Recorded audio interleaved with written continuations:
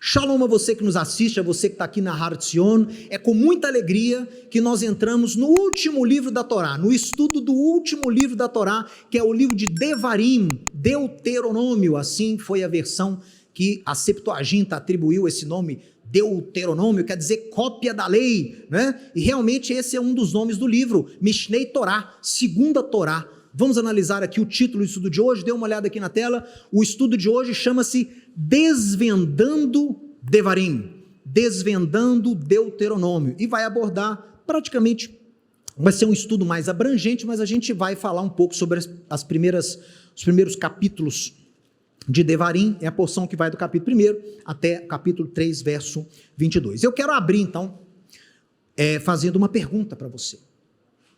Primeiramente, nós sabemos que a Torá é profética.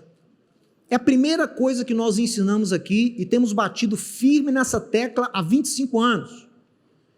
A lei de Deus é profética, não é relato histórico, não é um compêndio de leis, é um livro profético.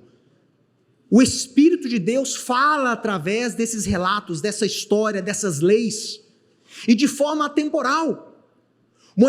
Yeshua, argumentando com alguns religiosos, dizem: olha, Moisés escreveu a meu respeito, e não foi uma menção apenas, porque a Torá é profética, a Torá nos aponta para os dias vindouros. Paulo fala lá em Colossenses capítulo 2, o quê? Que essas coisas, as coisas que a Torá contém, né? A santidade, a separação, a distinção de alimentos, as festas, o calendário de Deus, tudo isso aponta para as coisas que estão por vir, e a substância delas todas é o quê? O próprio Messias. Então Paulo já esclarece, tem que ver, tem que ler a lei de Deus, a Torá, com outros olhos. Isso é importante você perceber. Por isso que eu quero abrir o serviço de hoje, abrir o nosso estudo fazendo uma pergunta. O que será que Deus tem reservado para nós? O que será que Deus quer que nós aprendamos com o livro de Devarim? Primeiro, por que esse livro está no final da Torá? Por que ele não está no meio? Por que ele não está depois de Êxodo? Segundo, por que o formato dele é diferente dos outros 4? Devarim é um compêndio, ele tem história, tem lei, que não são iguais às leis dos outros livros, é a mesma lei, mas diferente. Já viu essa palavra? É igual, mas diferente. Assim é Devarim. Deuteronômio são as mesmas leis, mas sob uma outra ótica, uma outra aplicabilidade, uma explanação jurídica.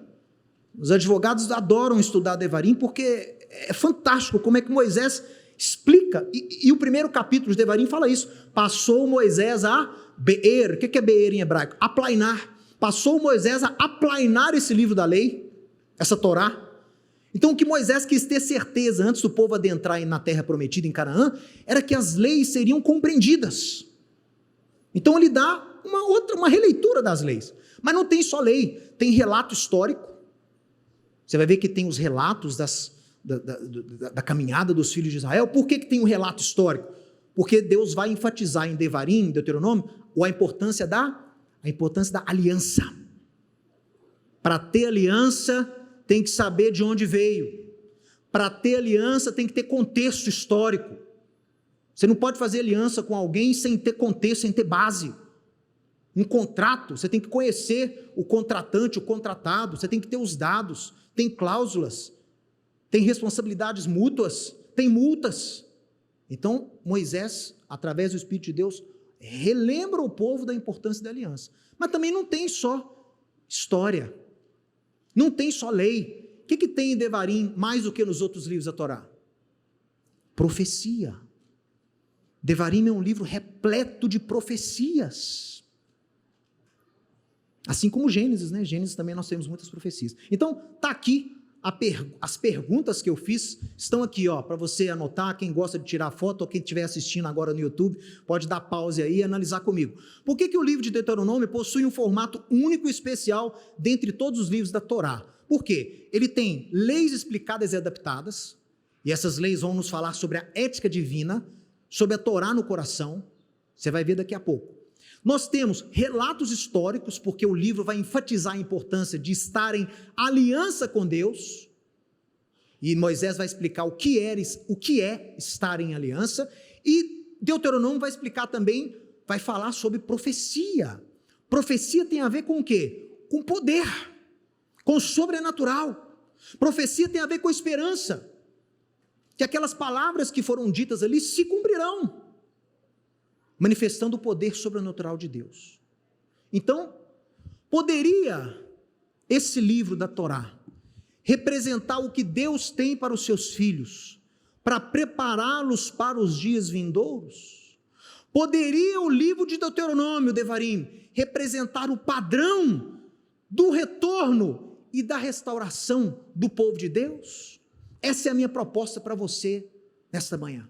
Se a Torá é profética, se Devarim é o último livro da Torá, eu quero propor para você que ele está ali não é por acaso, que o conteúdo, o formato, os relatos, todo o compêndio que Devarim agrega é uma alusão profética àquilo que Deus precisa que você absorva para enfrentar os dias maus. Meus irmãos, os dias são maus. Os dias são maus. O mundo entrou naquela época de iniquidade, de negação, de abominação, aversão à lei de Deus. Vocês já notaram isso? Cada dia está mais presente. As pessoas estão tendo aversão à lei de Deus, aversão à moral de Deus, aversão à ética divina.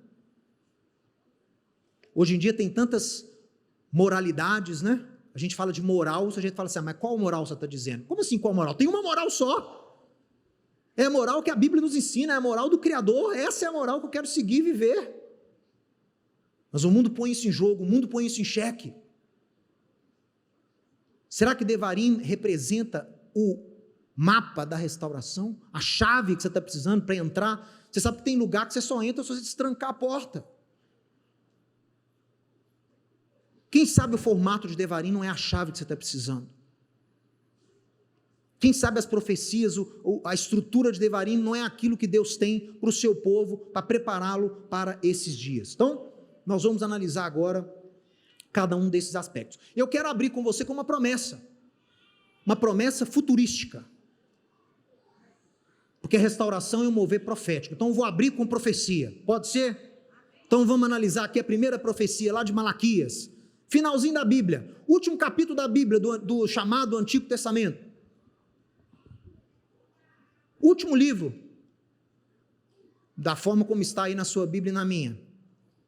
Malaquias capítulo 4, verso 2, começa com uma promessa, mas depois ele dá a condição dessa promessa. Gente, nas profecias é muito comum isso. Às vezes ele vai começar do final. A guerra que Ezequiel anuncia, a guerra que João visualiza, é uma só. E é nessa guerra que Yeshua vem e destrói os inimigos de Israel. E aqui em Malaquias está falando dessa guerra, dessa vitória que Deus vai prover para os seus filhos lá no final. Quando as nações se voltarem contra Jerusalém, contra o povo de Deus, contra os servos de Deus, olha o que vai acontecer.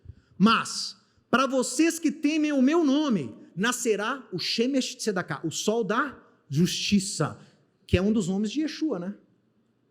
Trazendo cura no seu talit. Por isso que em Mateus capítulo 14 diz que muitas pessoas corriam atrás de Yeshua para poder tocar no tzitzit. Por que eles... Não foi só a mulher com fluxo de sangue, não. Falam que muitas pessoas fizeram e todas que fizeram foram curadas. As pessoas não lembram desse detalhe em Mateus. Por que o judeu corria para poder puxar o tzitzit de Yeshua? Por causa dessa profecia. Se ele fosse o Messias, ele ia trazer cura no seu talit, no seu tzitzit. Interessante. Volta para cá. Saireis e saltareis como bezerros soltos à estrebaria, ou seja, vai ser um momento de vitória, de liberdade. Pisareis os perversos, o sol da justiça, tá? Vai fazer com que você pise os perversos, porque se farão cinzas debaixo das plantas dos vossos pés. Está falando dessa guerra que eu falei lá na frente. Naquele dia que preparei, diz o Senhor. Agora, ele vai explicar para quem essa profecia vai se cumprir. Quando ele começa dizendo, para vocês que temem o meu nome, quem é que vai estar incluído aí? Quem é que vai chegar e ser salvo pelo sol da justiça. Agora ele dá a condição. Olha que interessante. Qual é o veículo? Como é que isso vai acontecer? Lembrai-vos da lei de Moisés, da Torá de Moisés, o meu servo, a qual lhe prescrevi. Foi Deus que deu para ele lá em Horebe, no Monte Sinai, a todo Israel, a saber, é a lei celeste, é a lei espiritual, são os mistérios da Cabala. Não. Lembra da lei de Moisés? É essa que está na sua Bíblia, a saber, estatutos e juízos, Hokim e Mishpatim. Eis que eu vos enviarei, então seja, lembra da lei de Moisés, porque aí eu vou enviar o profeta Elias, antes que venha o grande e terrível dia do Senhor. Ele converterá o coração dos pais aos filhos e o coração dos filhos aos seus pais, para que eu não venha e fira a terra com maldição. Olha que interessante a sequência de fatos aqui. Primeiro o povo tem que se voltar a Deus. Lembrai-vos da Torá de Moisés, os estatutos e juízos que eu dei para vocês há 3.500 anos. Quando houver esse retorno aos princípios de Deus, à ética de Deus, o que vai acontecer? Deus vai enviar um espírito, o espírito de Elias, e ele vai vir e vai fazer com que o povo tenha uma restauração interior. Vai converter o coração dos pais aos filhos, dos filhos aos pais. Ele vai ter o amor vai ser algo visível, todo mundo vai ver esse amor entre o povo de Deus, vai ser algo inédito, algo que vai superar tudo que você já viu antes. E aí vai vir o sol da justiça. É uma sequência de fatos. Vamos analisar aqui, olha. As leis em Devarim, elas são explicadas. Para quê? Para ter a certeza que você irá cumpri-las. Para ter a certeza que as leis de Êxodo, que as leis de Números, que as leis de Levítico serão guardadas por você no século 21. Moisés atualiza profeticamente, ele já tenta explanar para fazer com que você aplique de forma atemporal. Vamos ver alguns exemplos aqui, olha.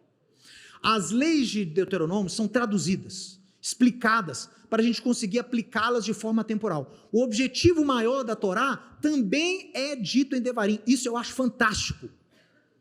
Só em Devarim Moisés revela o objetivo da lei, o objetivo da Torá, que já é um prelúdio da Torá do Messias, né, que vai ser anunciado depois dessa guerra, depois que o sol da justiça vier, Jesus vai ensinar uma Torá, e essa Torá é uma Torá ainda não revelada, mas Moisés já dá a dica, o que vai ser a base dessa lei do Messias? Qual que é o objetivo principal da lei? Vamos ver?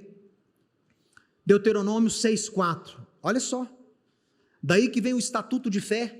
Todo mundo que teme a Deus tem que saber isso aqui, tem que ter isso aqui no coração, na mente. Isso é o hino dos crentes. Cada denominação cristã tem um hino, né? Muito característico. Os batistas têm um, os assembleanos têm um hino que são mais conhecidos. Mas o hino que está acima de todos esses, o hino que une todos os servos de Deus, todas as tribos que pertencem ao povo de Deus, é esse aqui. É Deuteronômio. Ouve, Israel, o Senhor nosso Deus é o único Senhor. Amarás então o Senhor teu Deus de todo o coração, de toda a mente, intelecto e com todas as suas habilidades. Como que você ama a Deus de todo o coração? É dizendo que ama? Ele vai explicar. Olha como é que Deuteronômio tudo é explicado para você. Ele está te explicando como é que você demonstra amor a Deus. Como? Essas palavras que hoje estou te recomendando têm que estar dentro do seu coração. Olha aí, ó. E você vai inculcar na cabeça dos seus filhos. E falarás a respeito dessa lei, dessa palavra de Deus, quando você estiver sentado em sua casa, quando você estiver andando pelo seu caminho, quando você se deitar e quando você se levantar, e você as atarás como sinal, elas serão para você como sinal na tua mão, e serão por frontais entre os teus olhos, e você vai escrevê-las nos umbrais da tua casa e nas tuas portas. É uma linguagem figurativa. O que significa? Você vai falar, você vai ter isso dentro de você, vai ser tão presente, tão cheio, que você não vai conseguir ficar sem falar disso. Quem te vê, vai ver a lei na sua vida como se tivesse algo na sua mão. Quem te vê, quem conhece a sua vida, quem vai na sua casa, vai parecer que você tem a lei atada na fronte. Por quê? Porque está muito visível, está presente. É a mesma coisa quando Deus fala ainda em Deuteronômio, você vai ter a lei na boca. Ele fala, vai ter a lei na boca, a lei na fronte, a lei na mão. O que é isso? Você tem que praticar a lei, você tem que ter a lei na sua mente, você tem que ter a lei no coração. O que eu digo de lei? Os princípios de Deus, a moral divina, a ética divina, a ética de Deus. É assim que a gente demonstra amor. E tem que inculcar. Essas palavras que hoje te recomendo estarão no teu coração. É natural. O detalhe é, ela não pode estar lá dentro se alguém não escrevê-la dentro de você. Não tem como, você não consegue pôr ela lá dentro. Você consegue pôr aqui. Aqui é Deus, não é você. Outra explicação, Deuteronômio 10. Agora, pois, ó Israel, o que é que o Senhor requer de ti? Quem faz essa pergunta? Acho que é Miqueias, não é? Miqueias fala a mesma coisa. O que é? Deus já não te revelou o que Ele requer de você? Não é que você ame, acho que é Miqueias 6:8, não é que você ame a bondade, pratique a justiça e ande modestamente, ande humildemente. Esse humildemente aí é tzniut, modéstia, recato, na presença do vosso Deus. Mesma coisa aqui que Miqueias se inspirou. O que é, Israel? O que Deus requer de ti? Não é que temas ao Senhor teu Deus e andes em todos os seus caminhos e o ames, olha, e sirva-o de todo o teu coração, de toda a tua alma, para você guardar esses mandamentos do Senhor e os seus estatutos que hoje te ordeno, para o teu bem. Só guarda sem peso quem tem a lei escrita no coração, aí não é peso. Eis que os céus e os céus dos céus são do Senhor, teu Deus, a terra e tudo que nela há. Então somente o Eterno se afeiçoou a teus pais para os amar, a vós, aos descendentes deles, escolheu dentre todos os povos, como hoje se vê. Circuncidai, diga, circuncidai, pois, o vosso coração, e não mais endureçais a vossa cerviz. Quem tem a servidura, não consegue pôr o jugo. Yeshua falou, meu jugo é leve, mas tem jugo. Mas se tem a nuca dura, rebelde, não aceita governo de ninguém, quer evangelho sem lei, quer evangelho da iniquidade, a nuca é dura, não jugo nenhum em casa, nem o de Deus, só o do mundo. A ordem vem de Deus, você tem que circuncidar o seu coração. Aqui a ordem é para você. Você tem que se esforçar, tem que fazer a sua parte. Você tem que entregar algo. Quando, pois, todas essas coisas vierem sobre ti, a bênção e a maldição que pus diante de ti, ou seja, Deuteronômio 28 vai falar sobre as maldições da Torá. Lembra lá desse capítulo terrível? Se vocês não guardarem e não andarem no meu estatuto, vai acontecer isso. Pum, tum, pum, pum, pum, pum. Aí aqui está falando, se quando essas maldições vierem,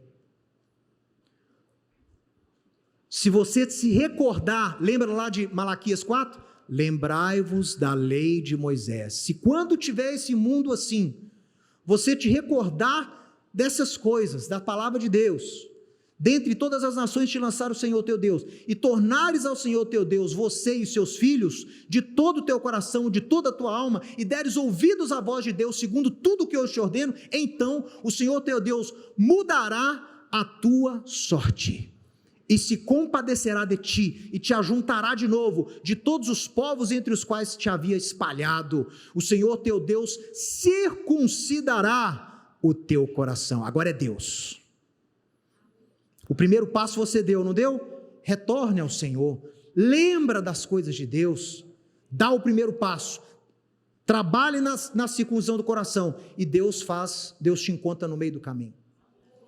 Aí, quando você se lembrar, Deus vai te abençoar, Deus vai restaurar, mudar a sua sorte, e Ele vai circuncidar o seu coração. Essa é a obra final.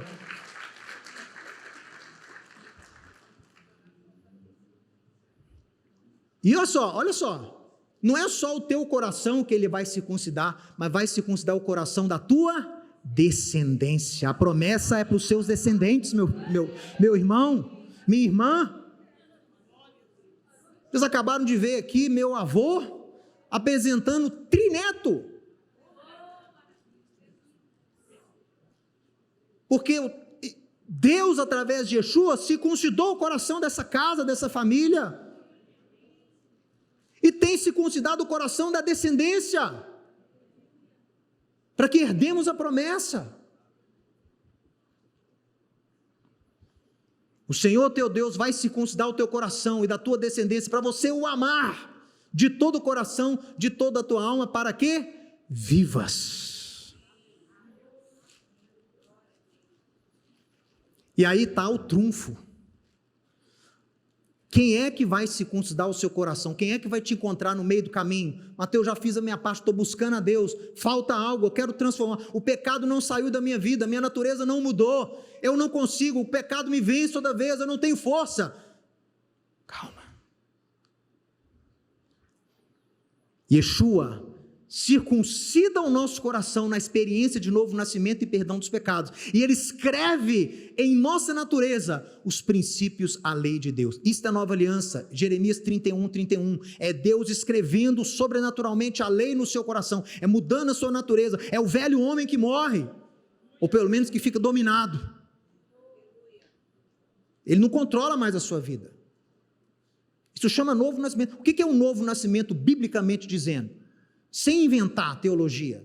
Novo nascimento é Deus, através de Yeshua, mudando a sua natureza, escrevendo os princípios divinos dentro de você. Isso é novo nascimento. É pela graça de Deus? É, porque é Ele que circuncida o teu coração através de Yeshua. Mas você começou o processo. Você buscou. João 14, 23, Yeshua respondeu: se alguém me ama, guardará a minha palavra, e meu Pai o amará, e viremos para ele, e faremos nele morada. Quem não me ama, não guarda as minhas palavras, e a palavra que vocês estão ouvindo, não é minha, mas do meu Pai que me enviou. A palavra de Yeshua é a palavra do Pai. Eu guardo a lei de Yeshua, eu não guardo a lei de Moisés não. Por acaso tem duas leis? A lei de Yeshua é outra? Ele acabou de dizer que as palavras dele são as palavras do Pai.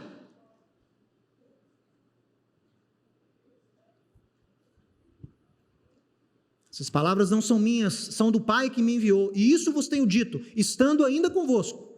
Mas o Consolador, o Espírito, o Ruach HaKodesh, a quem o Pai enviará em meu nome, olha só, o que representa isso? Não é uma terceira pessoa que vai vir incorporada, é uma ação de Deus através da obra de Yeshua. A ação de Deus, o Espírito de Deus é a manifestação, é a ação de Deus, porque Deus é Espírito. Não tem Deus e um outro Espírito. O Espírito de Deus é o próprio Deus, Deus é Espírito. Só que essa manifestação foi guardada para que Yeshua pudesse manifestar depois a sua obra. Ele faça com que o Eterno manifeste na sua vida sobrenaturalmente. E o que vai acontecer esse Espírito dentro de você? Quando Yeshua escreve a lei no seu coração, você nasce de novo. O que acontece lá dentro de você? Esse Espírito que o Eterno libera através de Yeshua, vai ensinar para você as coisas e vai fazer você lembrar de tudo o que Yeshua disse. Ou seja, não vai ser na sua força, vai ser na força dele. Você vai ser cheio do Espírito, você vai ser morada de Deus, e aí você vai andar em justiça, aí você vai andar reto. É impossível ser justo diante de Deus. Mentira! Tem várias pessoas que são chamadas justas na Bíblia. Antes de Yeshua nascer, Zacarias e Ana eram chamados justos. Leiam os evangelhos, porque eles andavam na lei de Deus. O rabino que apresentou Yeshua no templo, Simeão, é chamado Simeão o justo, porque esperava em Deus a redenção. Como assim? É possível sim você andar retamente. Deus fala ainda em Deuteronômio, eis que essa palavra não está longe de ti, no céu, escondida no mar, ela está perto de você, na tua boca e no teu coração, para você a cumpri-la. Então é possível.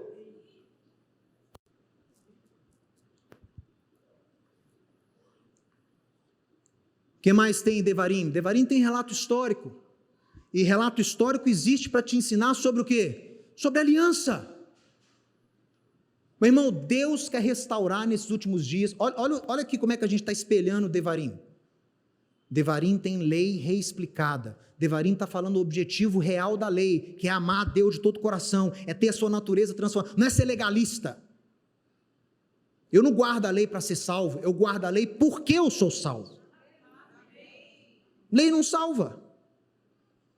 Mas a lei, como Davi escreveu, lâmpada para os meus pés é a tua palavra e luz para o meu caminho. Isso é a função da lei, é te manter no caminho.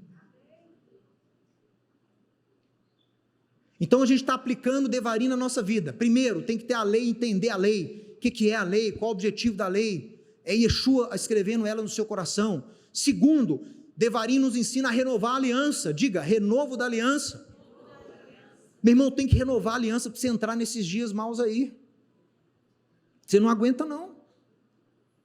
Moisés renovou a aliança com o povo. A nova aliança que você está nela, como é que é o nome dela no original? O que é Brit Hadashah em hebraico? Nova aliança. Não é nova aliança.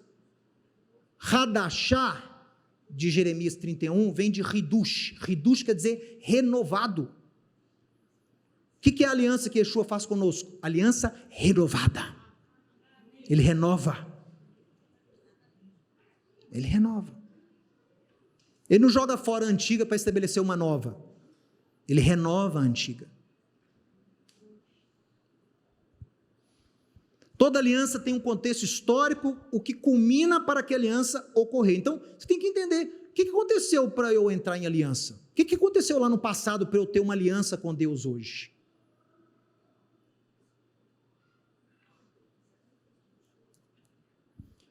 Com quem foi feita essa aliança e em qual contexto?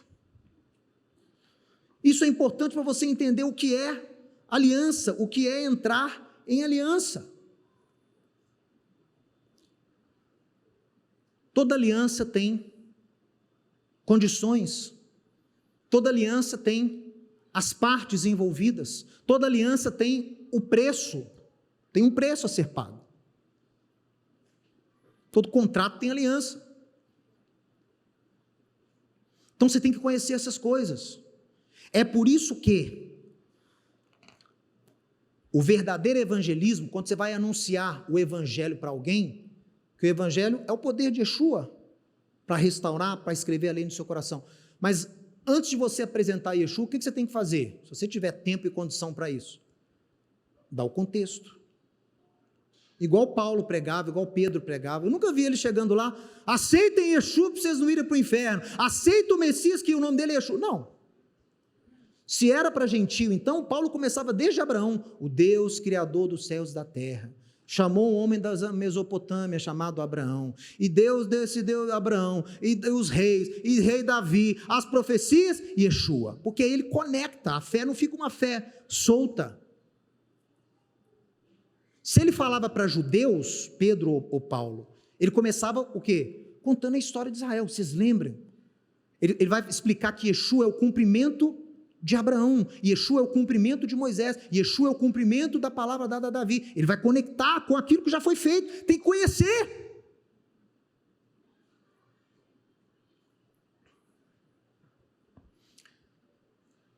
Você pode até fazer uso dessa aliança e desse poder sem conhecer nada. O poder de Deus pode te alcançar e te mudar de uma hora para outra. Você não sabia que era Israel, você não sabia que era nada. Você não tem nada. Amém. Mas agora que você é um servo de Deus, agora que você é um filho de Abraão mediante a fé, o que é o mínimo que você tem que fazer? Conhecer. Porque se você não conhecer, você não vai o quê? Dar fruto, você não vai viver em plenitude. Renoveis a vossa mente. Então você renova através da palavra. Você renova, a ordem é para você. Você renova a mente. Estudando, conhecendo, olha, deixa eu estudar mais sobre Abraão. Abraão é o pai da fé. O pai da igreja. O pai da igreja é Abraão, rapaz. Que, sei lá o quê. Eu vou te dar um livro aqui dos pais da igreja. A igreja é um cabeça só. Yeshua, um Deus sobre tudo, um cabeça que é Yeshua, e se tem um pai, ele chama Abraão. Não aceita outro pai, não. É Abraão. Porque a igreja nasceu em Atos. Desde quando? Que isso? Que heresia é essa? Nasceu quando? Em Gênesis 12. Que isso? Mas é. O propósito de separar um povo para abençoar e restaurar o mundo surgiu em Gênesis 12. Tem como você negar isso, não? E aquela aliança que Deus deu em Gênesis 12, Deus fala em Jeremias 31, que Ele jamais vai anular, enquanto houver sol, lua, estrela, Israel vai ser o povo escolhido, e Deus mantém aquela promessa, ou seja, a criação de um povo para abençoar a humanidade surgiu em Gênesis 12. Em Atos 2, aliás, foi até antes disso, o que aconteceu? A obra de Yeshua fez com que o quê? Essa promessa se cumprisse, fez com que esses descendentes de Abraão pudessem ser bênção realmente para as nações do mundo, começou a agregar outros que não eram filhos de Abraão mediante o sangue, começou a agregá-los nessa mesma promessa. Isso aconteceu em Atos 2, que foi profetizado também, em Isaías 14. Mas o conceito de um povo escolhido para poder abençoar o mundo, foi em Gênesis 12, meu irmão.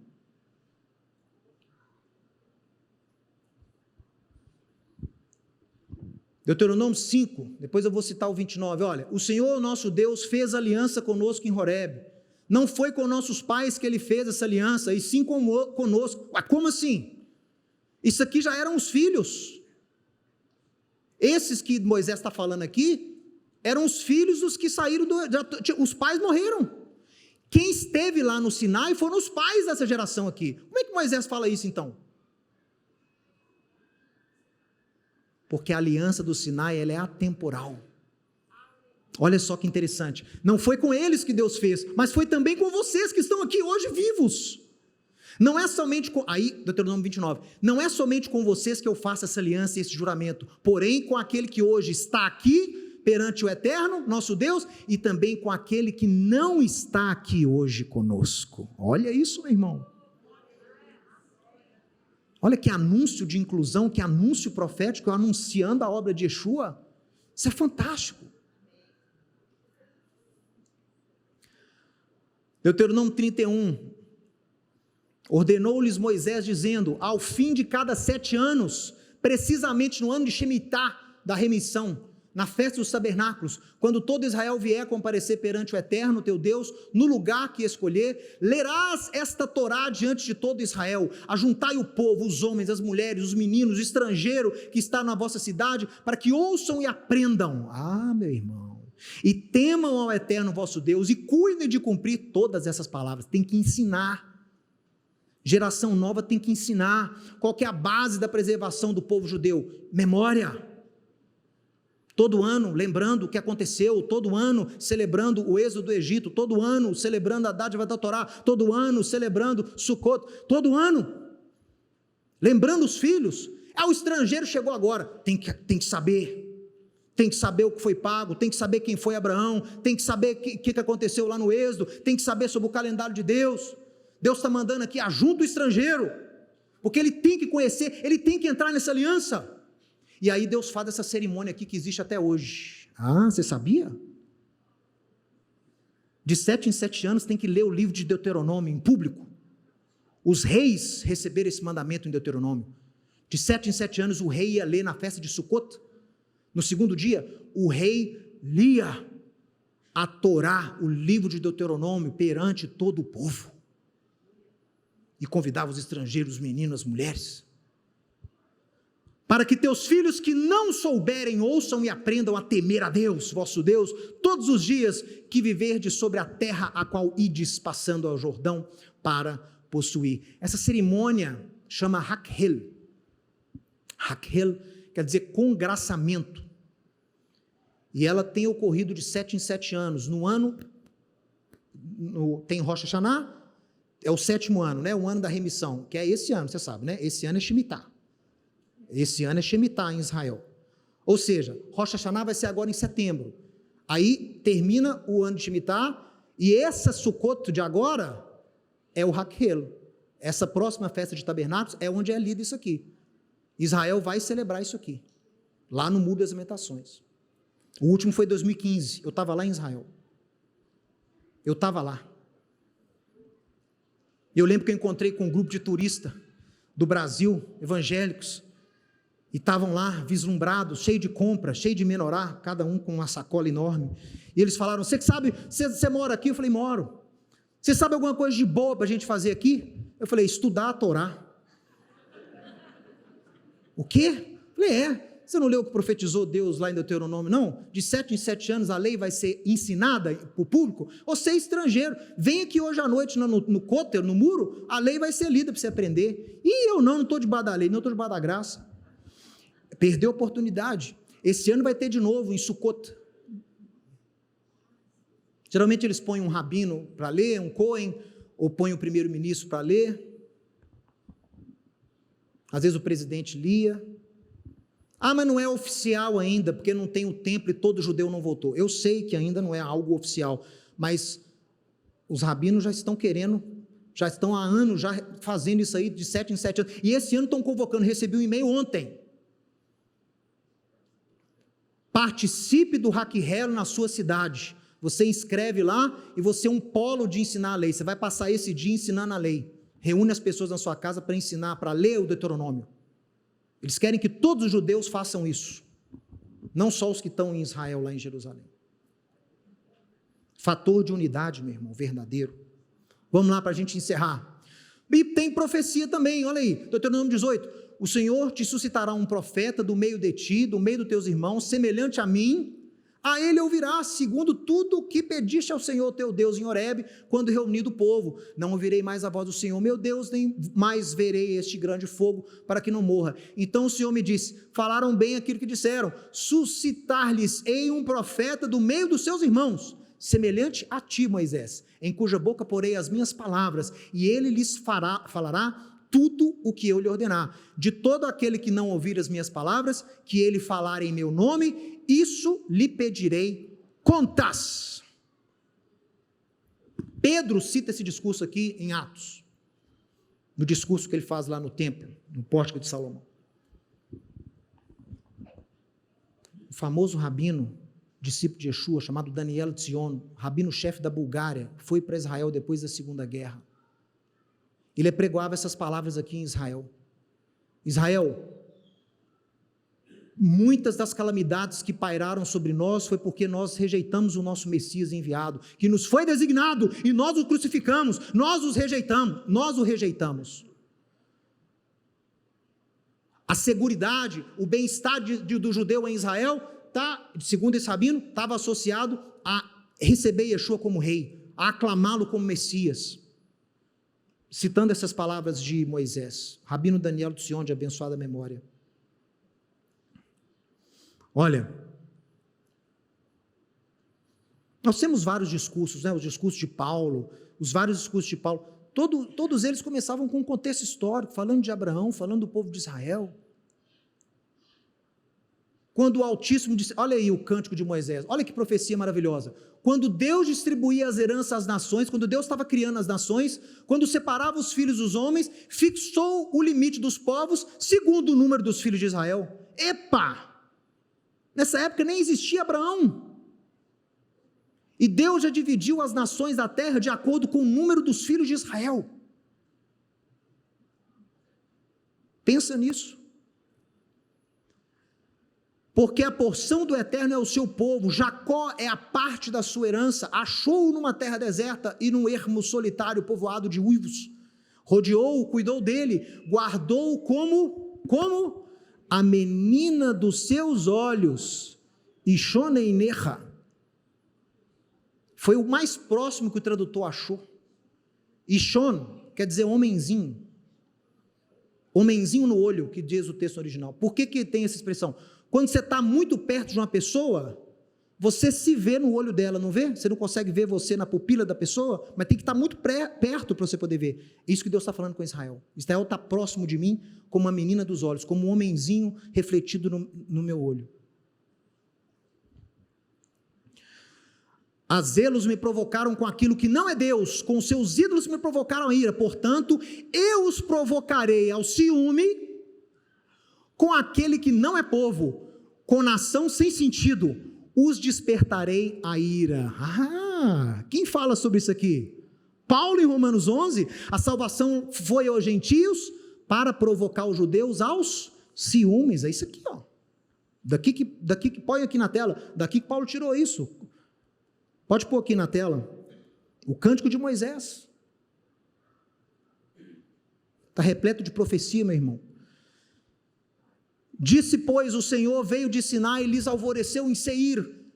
Essa é a bênção de Moisés, o final da sua vida. Resplandeceu desde o monte Parã, veio das miríades de santos, à sua direita havia para eles o fogo da lei. Na verdade, amas os povos. Todos os seus santos estão na tua mão, eles se colocam a teus pés e aprendem as tuas palavras. Olha aí, ó, Isaías 2, profetizado aqui, ó. Moisés nos prescreveu a Torá por herança da congregação de Jacó, e o Senhor se tornou rei ao seu povo amado, quando se congregaram os cabeças do povo. Que povo?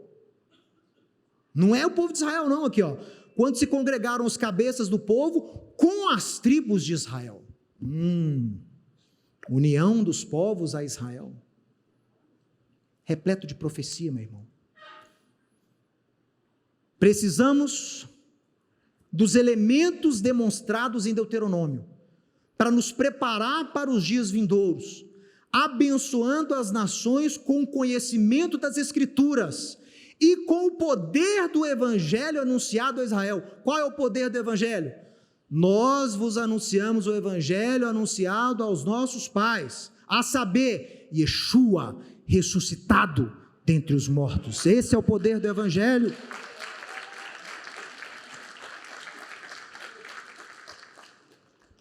E para resumir, gente, ó, profecia, aliança, lei no lugar certo, tudo isso fala Deuteronômio. São coisas que tem que restaurar nos dias de hoje. Essas profecias são fantásticas. Eu não estou pegando nem 5% das profecias que tem em Deuteronômio, porque não dá tempo. Tem profecia lá, se eu não me engano, no Cântico de Moisés, que fala até quais tribos vão receber os gentios lá no Monte Sião. Isaías 2, você não lê sobre os gentios subindo a Sião para aprender a lei de Deus? Deuteronômio 32 diz quais as tribos que vão cuidar da logística desses estrangeiros lá. Sabe quais são? Zebulun e Issacar. Os dois vão ser restaurados por Deus, eles vão cuidar da logística das nações que subirão a Israel. Quem quiser, Deuteronômio 33, 18. Está a profecia lá de Moisés, na bênção de Moisés. Vamos dizer junto o que nós precisamos para esses dias de restauração? Diga aqui, ó, Torá no coração, aliança e poder, restauração já, agora, em nossos dias, em nome de Yeshua, amém. Amém. Se você gostou e foi abençoado com esse estudo, inscreva-se em nosso canal do YouTube. Considere também ser um mantenedor do trabalho do Ensinando de Sião no Brasil, Israel e no mundo. Doações e contribuições podem ser feitas através do link na descrição desse vídeo. Um grande abraço e shalom, shalom.